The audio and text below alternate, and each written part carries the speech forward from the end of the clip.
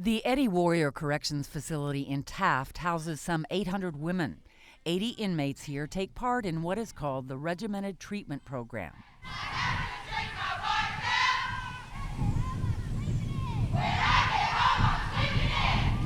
The most recent analysis from the Oklahoma Department of Corrections shows this program has the lowest survival rate when it comes to recidivism. In other words, 42% of these women will return to prison in 3 years.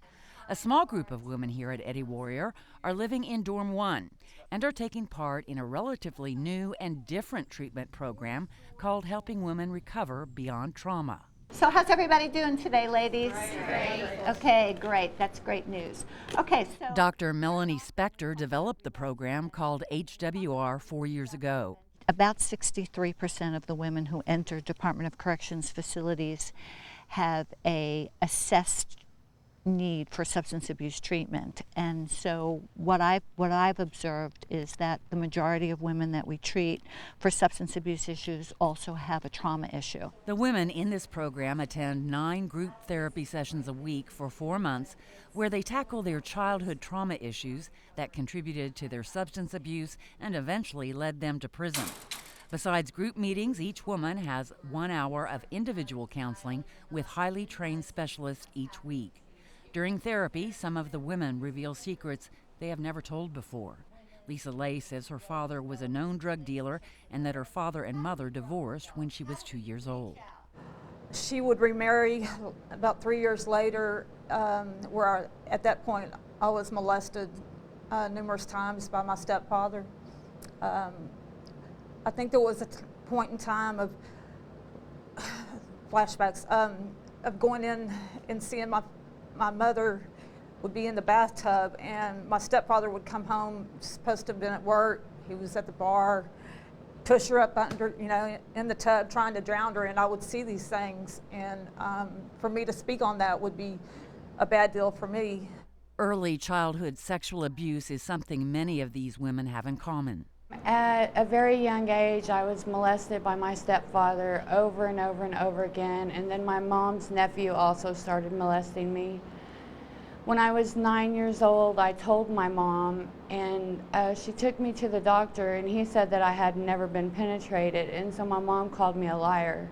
I think the trauma that was in my life was being molested by my older brother and not getting love from my parents the way that I should as a child.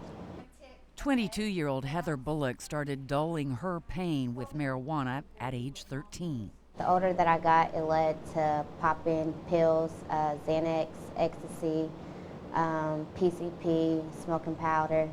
Lay says abusing methamphetamine became her way of coping. That way, if you don't sleep, you don't have the nightmares. It was my mentality for a long time. So you do methamphetamine, you don't sleep, you don't have to deal with it because you don't dream about it. You don't wake up with cold sweats. Dr. Spector says childhood trauma often sets up a person for a life of bad decisions. What we know from science today is that children who are traumatized develop an inability to modulate their emotions and to make good decisions. And then that inability to modulate emotion and to make good decision is exacerbated by the substance abuse.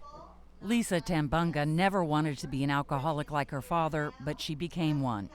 And it's believed her childhood trauma only escalated her addiction. When I was younger, my dad used to shoot up the house, chase my mom down the road shooting at her, beat her. I ended up, when I was younger, my friend's dad's the police, and I ended up calling the cops on my dad 3 times, but my dad needed it because I didn't want to see my mom abused. I didn't want my brothers and sisters to be abused like I was, so I had to take it into my hands. The trauma is intergenerational, where they come from families of substance abusers, they come from families of people who have been incarcerated. That just makes their early childhood experiences that much more severe. Peeling back the dark layers of parts of their lives is something these women do together. I had never dealt with any of the issues that started out whenever I was a child, and through the HWR program, I have worked through some of those issues. I'm still working through them today. Every day is a step forward for me. It just made me realize that I did have a problem, and it helped me, the one-on-one counseling helped me to dig down to the root and find out why, I had the problem. During their stay together, the women also experienced discipline and structure. Daily bed checks are a way of life, so are chores and following orders. But this program also asks for the women to exercise kindness for each other and themselves. And here, they learn coping skills to deal with their trauma triggers and substance abuse cravings. I heard you say positive affirmations. We've heard a lot of those today. I've taught you breathing. Juanita. The serenity prayer. The serenity prayer, absolutely. Our spirituality. This is not a religious program, but it's a spirituality. Thinking positive instead of negative, and when we start to think down, try to think of something that makes us happy. Spiral up, use our tools, think, be mindful, be present in the here and now, and be focused. After this session was over, it was time for lunch in the cafeteria, a time to meet with friends and have some downtime. And as Dr. Spector took us on a tour of the campus, it was evident that her trauma therapy program is in great demand. Several inmates stopped her, asking if they could get in the program. We aren't showing their faces because they did not sign a release form. Have you gone through your case management? I'm court-ordered balance on completion. Your court-ordered balance on suspension. And Nikita, yes, okay. I remember. Okay, we're going to try everything we can to get you in. Right now, in this HWR program, there is only room to treat 60 women here and 60 at the Mabel Bassett Women's Prison near Oklahoma City each year.